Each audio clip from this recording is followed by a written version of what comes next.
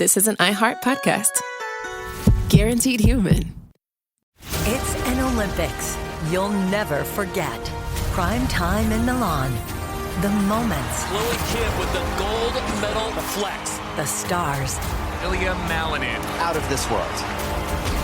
The spectacle from beautiful northern Italy with very special guests every night of the Olympics. Experience the world's biggest show. Prime time in Milan. Tonight, 8, 7 Central on NBC and Peacock. Why have we asked our contractor we found on Angie.com to be our kids' legal guardian? Because he took such good care when redoing our basement that we knew we could trust him to care for our kids, all 8 of them, should something happen to us. Are you my dad now? No, sorry, I do basements. Connecting homeowners with skilled pros for over 30 years. Angie, the one you trust to find the ones you trust. Find pros for all your home projects at Angie.com. The big game commercials are basically must-see TV. This year, Elf Cosmetics went all out with an absurdly funny telenovela called Melissa. It stars Melissa McCarthy, Nicholas Gonzalez, Itati Cantoral, and Elf Glow Reviver Lip Oil. The Elf Glow Reviver Lip Oil is an ultra-glossy tinted lip oil that nourishes, hydrates, and enhances your lips' natural color. Watch the full episode of their new Elf novela on soyunbaño.com. Well, the holidays have come and gone once again, but if you've forgotten to get that special someone in your life a gift, well, Mint Mobile is extending their holiday offer of half off unlimited wireless. So here's the idea. You get it now, you call it an early present for next year. What do you have to lose? Give it a try at mintmobile.com/switch. Limited time 50% off regular price for new customers. Upfront payment required. $45 for 3 months, $90 for 6 months, or $180 for 12-month plan. Taxes and fees extra. Speeds may slow after 50 gigabytes per month when network is busy. See terms.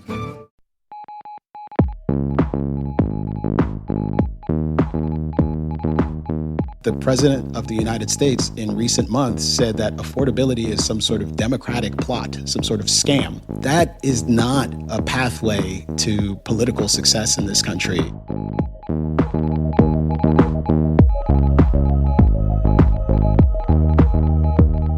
I'm Jeremy Hobson, and this is the follow-up, our weekly podcast you can only get here on the Middle Podcast feed. And by the way, if you haven't already, please subscribe to our Substack newsletter. It's at listentothemiddle.substack.com. We also just started a $1 match for your tax-deductible donations to the Middle at listentothemiddle.com, thanks to a generous donation from the Tyler Dickman Foundation, which means that every dollar that you give is now doubled to the Middle for a limited time. So listentothemiddle.com for that. Okay, so we are following up on 3 items today that you, our listeners, have left us messages about. And joining me to do that is the great Kmele Foster, editor-at-large at Tangle News, co-host of the Fifth Column podcast, and a friend to this show. Kmele, great to have you here on the follow-up. Jeremy, always great to talk to you, man. All right, so I want to start with Greenland, which, or Iceland, I guess, as President Trump called it multiple times in a speech the other day. But it is actually Greenland. The president wants it to be part of the U.S. He says if we don't take it from Denmark, Russia, or China, we'll try. As you know, European countries, NATO allies sent in troops to Greenland to do military exercises. The president threatened them with new tariffs. The stock market dropped. And then after all that, the president reversed course and said he's not going to use force to take Greenland. What do you make of this? It is an absolute mess. It's utterly absurd. The speech at Davos was beyond laughable. It's kind of an embarrassment. It is one of those moments where I found myself wondering, is he okay? All of that said, there is, I think, a kind of geopolitical through line that one can draw if you're going to take the idea seriously. And certainly the competition for control of the Arctic, this kind of rivalry between the great powers, China, Russia, the United States, is a very real thing. The challenge, though, with the kind of we need to acquire Greenland, we must have Greenland completely and totally, is that at the moment, the United States has a pretty great relationship with Denmark. And we have a military base on Greenland. I believe it's the only military base on Greenland. And if we wanted more from Greenland, we could get it all, really and truly. We could probably have pretty much everything short of actually owning it without anyone being particularly concerned or upset about it. At least we could have until the president began to alienate most of our allies while denigrating Denmark from the stage last week. And it's all like, it's Idiocracy is a film that I think about a lot. And I oftentimes think about it and how I first watched it and thought it was utterly absurd. And now I rewatch it and I think to myself, oh, there's Terry Crews. We know each other. That's fun. But I also think it's almost prophetic. Like there's something about this movie that gets at something absolutely true about the human condition and about American politics. Well, and I wonder, like, even after the sort of, I guess people would call it a taco, Trump always chickens out. He backed off of the idea of using force in Greenland. What, if any, is the long-term damage to America's reputation, to the NATO alliance, from even getting this far along with this conversation about the idea that America would go and seize land that is owned by one of its very close allies? Yeah. Well, the perception of a country and its people, and let alone its leadership, these are different things, but they're closely related. President Trump, in about 3 years, is probably not going to be president of the United States anymore. And that's fine. It could also be the case that Republicans lose the White House and are no longer in kind of this pole position with respect to national politics. But there is going to be a hangover. There is a perception around the world of America as a country that elected Donald Trump.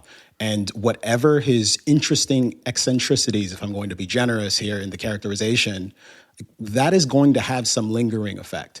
Whoever else comes into office, there will be some optimism, I suspect, if it's someone else of a very different political vintage, with a very different character. And perhaps we'll get a bit of a honeymoon. This reminds me of Barack Obama winning the Nobel Peace Prize before he'd done anything other than getting sworn in, which, again, that's people wanting something different. So you might get that. But they've had 2 rounds of Donald Trump at this point. And the second round of Donald Trump has been quite a bit more unbridled, exceptionally unpredictable. The tariff antagonism and the ridiculous memeing will continue. So it's hard to say what the repercussions of this will be in the long run beyond the kind of policy implications, but there will be some kind of hangover after this. And if it's more Republicans and more Republicans of this particular strange vintage, then that's going to have even more dramatic effects. And the likelihood that eventually NATO unravels and other really major things begin to happen becomes a real possibility that we have to imagine. And in fact, I suspect we've been imagining it for the past couple of weeks, actually. Well, and I've said before that I think given our short attention spans because of social media in particular, it's going to be very hard for any president to be president for more than 4 years from now on, because people just forget about what it was like before. And it's very easy to, it's going to be a lot harder to do that. Just getting to the point that you were talking about before, that there is like a kernel of truth to the idea that maybe the U.S. should have Greenland, even if the Greenlandic people don't want us to have it. This is Deborah, who called in from Tampa, Florida, who had this take on the Greenland issue. No one has mentioned a reality that struck me today. When the Arctic melts and shipping lanes open up, do you really think that Russia and China are not going to be all over the map up there, including wanting ports in Greenland? I do believe it's almost inevitable, and, I'm really a flower child. I have no business treading in this unknown territory, but I really can't imagine that it is not possible that they will enter into whatever kind of trouble they can make to get a space for trading. I mean, she's probably right about that. I love the humility too from that flower child. That's a woman after my own heart. Well, I guess I wonder, just to wrap up this conversation about Greenland, do you think, Kmele Foster, that Trump will end his presidency with the U.S. owning more land than when he started, whether it's Greenland or Panama or Gaza or Venezuela or Canada? I mean, what do you think? Yeah, Canada, the 51st state. I think it's unlikely, but I'm going to make it interesting and say, sure, why not? Wow. Okay. Well, I don't know how it will happen, But why not bet on that? Yeah. I stopped making political predictions about elections after Donald Trump won the Republican primary the first time around because I was so astonished. And I said, to the extent I got this so wrong, because I insisted it would never happen and I would eat my hat, and I welched on that bet. But I don't really make those kinds of calculations, especially where Trump is concerned. It is astounding to me that he managed to get reelected after January 6th. There is a great deal that he manages to do. And sometimes, for brief moments, there is an incredible kind of competence in this administration, particularly in the foreign policy domain. All right, let's switch topics to science and trust in science, which dropped after the COVID pandemic. And now, of course, there are a number of science skeptics like RFK Jr. in positions of power. The administration has been trying to slash science funding. What do you think, first of all, about sort of trust in science? I know you were very critical during the COVID pandemic of a lot of the restrictions that were going on, which is one of the reasons why people sort of they don't want to be told what to do by scientists, by politicians, quoting scientists, telling them what to do. But what do you think about the lack of trust right now in science? It's still high, but it's not what it was. Yeah, I mean, there's been this decline of trust in institutions writ large, and it's just something we've talked about before. The media has dealt with this. Most important institutions, universities have. And I think the sciences have suffered in a particular way.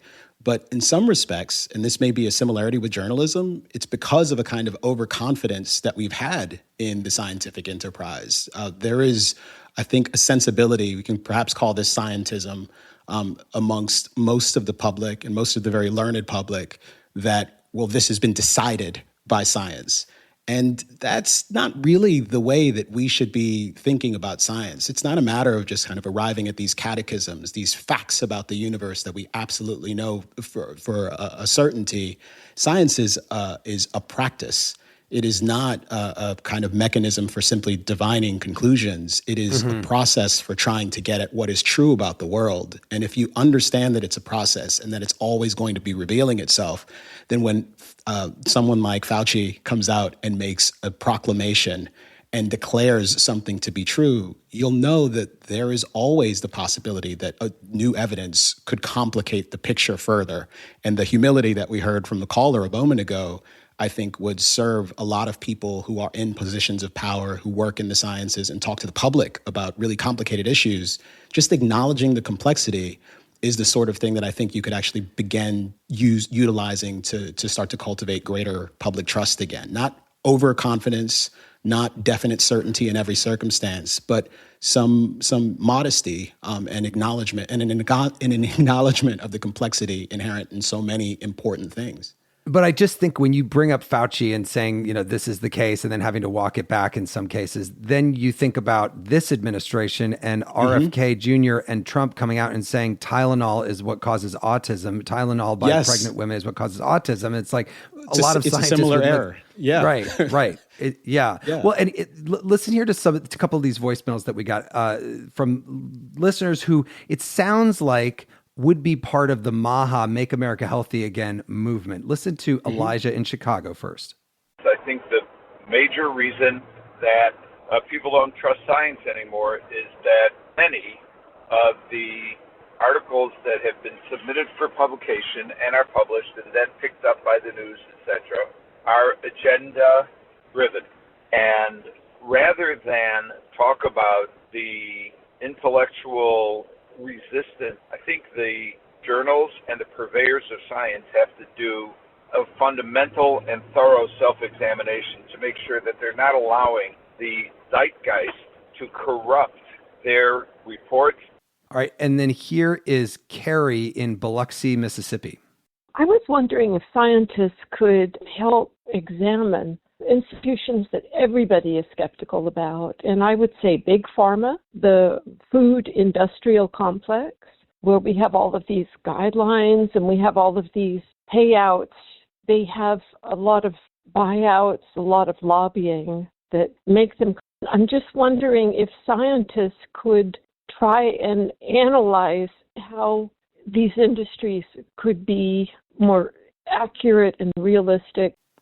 So you can hear there the lack of trust in institutions that you were talking about. But then I wonder, has the MAHA movement led by RFK Jr., that helped bring Trump back into power, done anything to restore trust in science? I don't know that they have. As we were saying a moment ago, I think that they really do have just a different kind of political orientation, which leads them to prefer different conclusions. But they talk with the same overconfident certainty. I also think what the point the caller made about the zeitgeist, like actually having a meaningful impact on the way that various institutions talk about science, and to put it a different way, just the politicization of science and even the kind of academic pursuit of scientific truth and the social sciences and beyond, that's a real thing. And it's important for us to recognize it. I think the challenge, however, is to imagine that you can ever completely purify the cathedral of science. You can't. Scientists are biased. Journalists are biased. Our biases necessarily inform the way that we view the world. And I think it is far better for us to not adopt a kind of cynicism about that, but to adopt. Introducing Fidelity Trader Plus, the next generation of advanced trading from Fidelity. Customize your tools and charts and access them seamlessly across desktop, web, and mobile. For faster trades, anywhere you go. Try the all-new Fidelity Trader Plus. Learn more about our most powerful trading platform yet at fidelity.com/trader plus. Investing involves risk, including risk of loss. Fidelity Brokerage Services, LLC. Member NYSE, SIPC. Adopt a thoroughgoing, curious, meaningful skepticism that is actually employed in a productive way. So we ask questions, well, what might be left out here? What are the conclusions? And the third thing I'd say is science journalism needs to be a lot better. It is so frequent that there will be a study that comes out and it will reveal what is imagined to be the conclusion of the study. But if you're the sort of curious person that I know you are, occasionally you go read that study and you read the conclusion of the study, and there are all kinds of important qualifications and caveats that are there in the research. These scientists are doing their work in sometimes really careful ways, but the journalism, the reporting, the public conversation about their efforts doesn't always follow suit, because things get deployed or employed in ways that kind of benefit our particular points of view and our particular politics. And I think that is exceptionally detrimental. And that, of course, is still going on today. So just, you're bringing up something that came up in our show with our guests, Flora Lichtman of Science Friday and Priya Natarajan, who's the head of the Yale Astronomy Department, which is humility would help for science journalists, for scientists, not coming across as smug, but being open to different ideas and being open to people who don't have near the level of training about science, questioning them about what they're saying. Yeah, I think that's all correct. And I think the public in general could adopt a perspective where when people are wrong, they admit they're wrong and they talk openly about the reasons why they were wrong. We should not hold that against them. We should applaud that. We should encourage it. Exchanging error for truth is part of the scientific process. It is as hard for scientists as it is for any of the rest of us, but we can actually make that easier for people by demonstrating a little bit of grace. So humility on their side, grace on our side. All right, well, stand by, because in just a moment, we're going to be talking about what could be the biggest issue ahead of the midterm elections. The follow-up with Kmele Foster from Tangle News will be right back. It's an Olympics you'll never forget. Prime time in Milan. The moments. Chloe Kim with the gold medal flex. The stars. Ilya Malinin. Out of this world. The spectacle from beautiful northern Italy with very special guests every night of the Olympics. Experience the world's biggest show.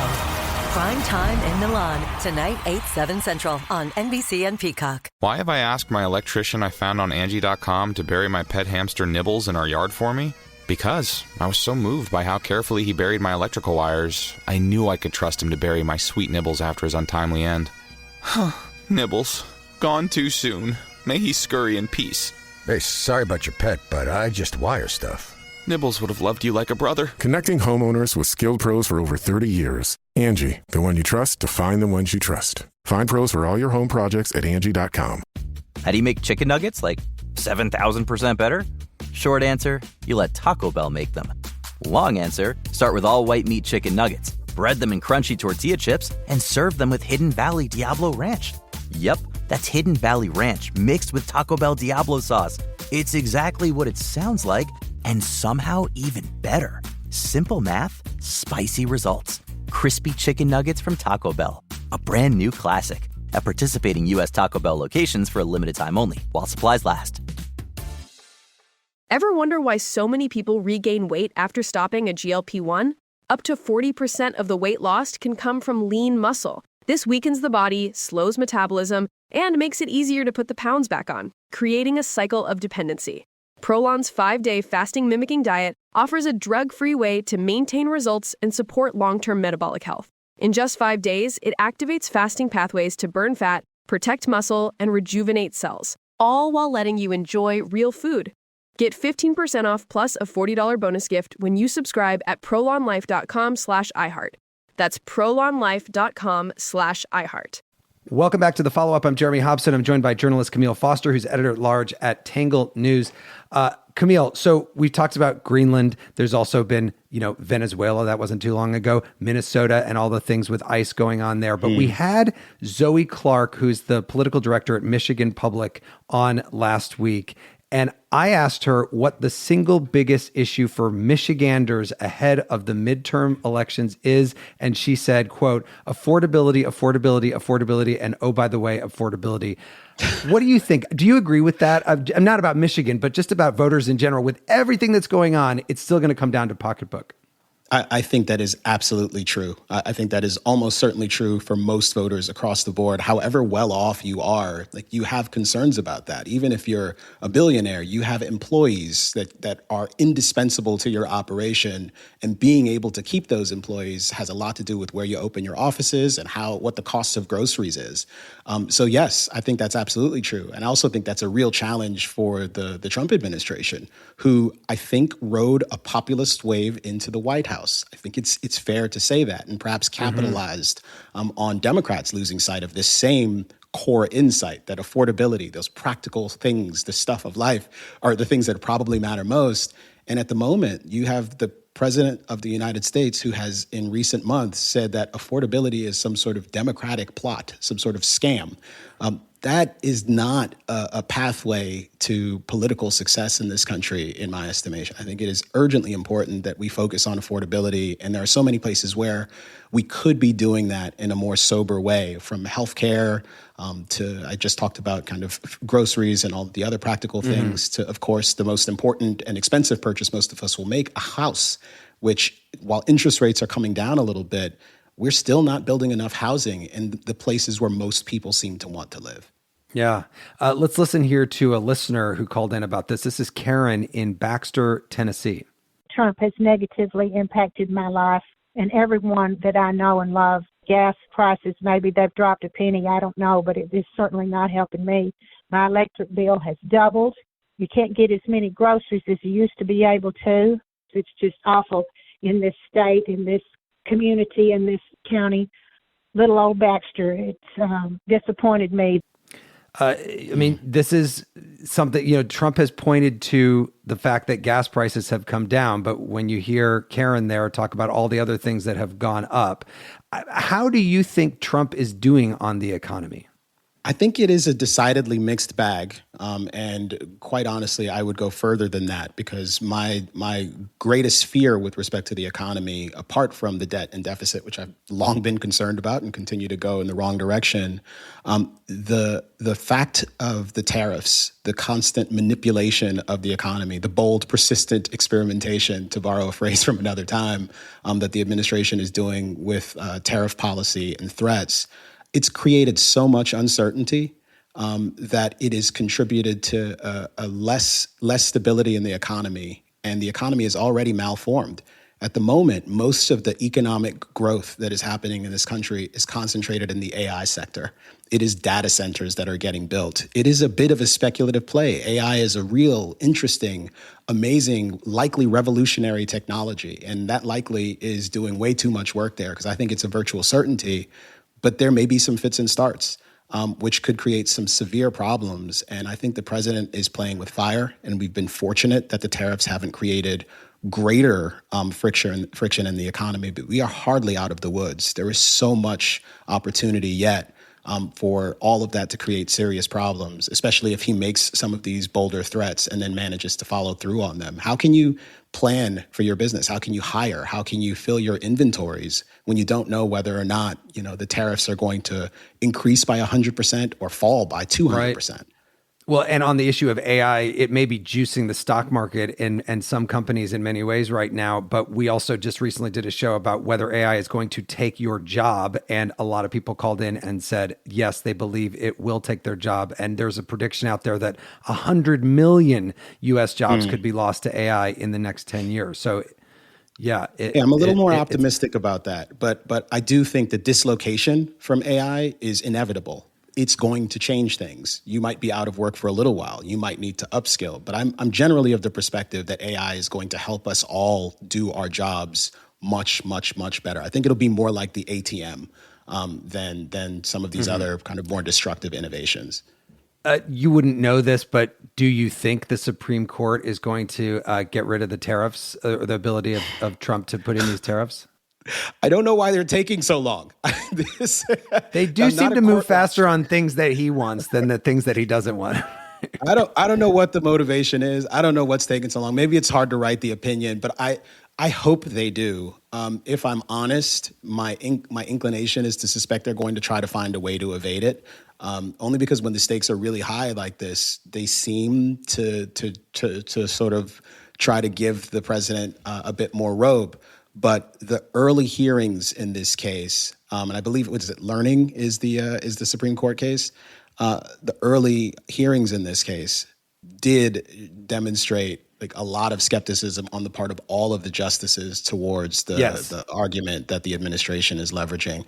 I don't think that is enough to necessarily get to the outcome that I would prefer, which is reining in the president's ability to unilaterally impose tariffs on whomever he wants and essentially to declare everything an emergency.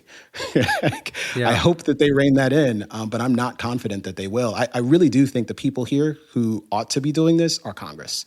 They could take away this authority. They could clear things up immediately.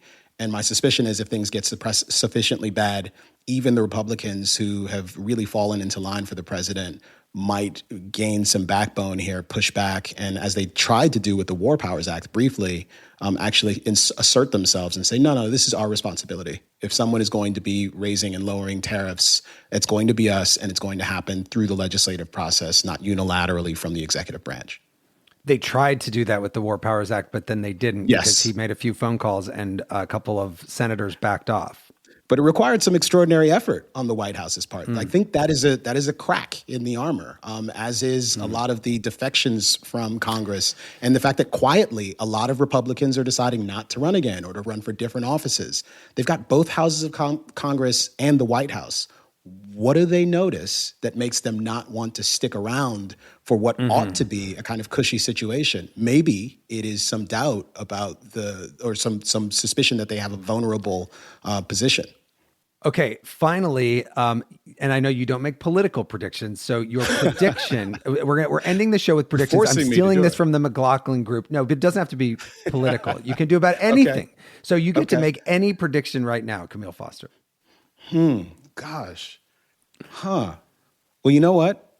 I am going to make a hopeful prediction. I don't have any reason to believe this, but I hear Netflix is adapting Steinbeck's East of Eden, which I've been rereading recently.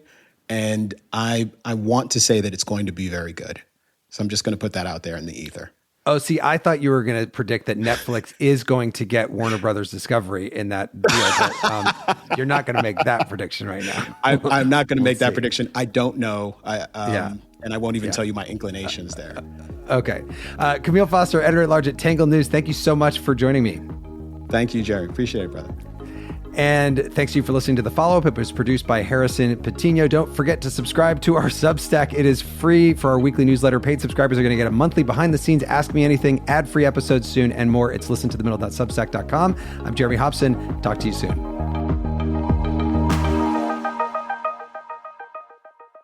It never happens at a good time. The pipe bursts at midnight. The heater quits on the coldest night. Suddenly, you're overwhelmed. That's when HomeServe is here. For $4.99 a month, you're never alone. Just call their 24/7 hotline and a local pro is on the way. Trusted by millions, HomeServe delivers peace of mind when you need it most. For plans starting at just $4.99 a month, go to HomeServe.com. That's HomeServe.com. Not available everywhere. Most plans range between $4.99 to $11.99 a month your first year. Terms apply on covered repairs. You see it instantly. It's Coldwater Creek, the mark of exceptional workmanship and signature touches inspired by a Mountain West heritage. Distinctive styles created from quality fabrics, silhouettes perfected with just the right drape, feel-good fits offering ease of movement, and thoughtful details to elevate your look. Coldwater Creek's authenticity is embodied in every piece, embracing its confident spirit that carries through to today. Discover Coldwater Creek clothing, designed to fit your life the way you want. For a wardrobe you can count on season after season, visit coldwatercreek.com. Shop the new spring collection at 20% off $75 or more with code IHEART20. Over the last couple years, didn't we learn that the folding chair was invented by Black people because of what happened in Alabama? The Montgomery Brawl. This Black History Month, the podcast Selective Ignorance with Mandy B unpacks Black history and culture with comedy, clarity, and conversations that shake the status quo. The Crown Act in New York was signed in July of 2019, and that is a bill that was passed to prohibit discrimination based on hairstyles associated with race. To hear this and more, listen to Selective Ignorance with Mandy B from the Black Effect Podcast Network on the iHeartRadio app, Apple Podcasts, or wherever you get your podcasts. 1969. Malcolm and Martin are gone. America is in crisis. And at Morehouse College, the students make their move. These students, including a young Samuel L. Jackson, locked up the members of the Board of Trustees, including Martin Luther King Sr. It's the true story of protest and rebellion in Black American history that you'll never forget. I'm Hans Charles. I'm Menelik Lumumba. Listen to The A Building on the iHeartRadio app, Apple Podcasts, or wherever you get your podcasts. This is an iHeart podcast. Guaranteed Human.